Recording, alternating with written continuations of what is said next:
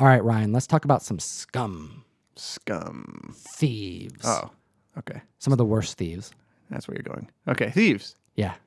That's what I was thinking. What were you thinking? Something different.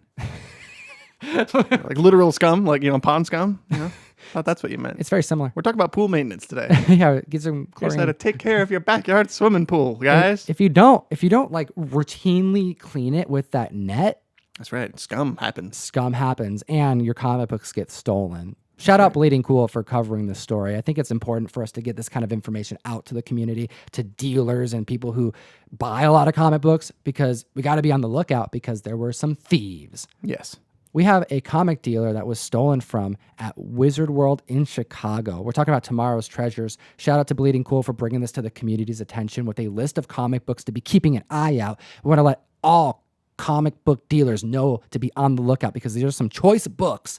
Some really scarce gold is on this list. And if you spot them, they're probably stolen because these aren't books you see every day. That's unfortunate. Someone knew what they were doing. That's right.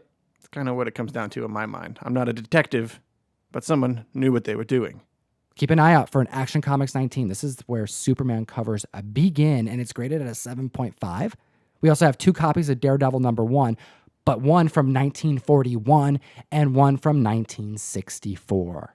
All right. We also have Detective Comics 144, which is a really high grade 9.0 classic gunplay cover. Then we have 2 copies of Amazing Spider-Man #1, as well as Mystery in Space #4, graded at 9.4. That's a Carmen Infantino cover. Then Startling Comics 22, Sweethearts 119. Oh, and then this is where it gets really tough. We have some of my favorite sci-fi covers, Tales of Suspense 2 and 3. Issue #2 is a Steve Ditko cover. Awesome, like UFO stuff going on. And then Tales of Suspense #3 is a John Buscema cover. Then finishing off the list, we have Tales to Astonish issue #9, graded at an 8.5. This is no good, but this is only one of 3 different stories that are actually part of this article that I encourage the community to hit the description and check out. Thanks, Bleeding Cool, for publishing this. This helps keep comic dealers from buying stolen stuff because then it just makes it the crime so much more layered. Because these dealers are typically friends. A lot of these dealers know each other.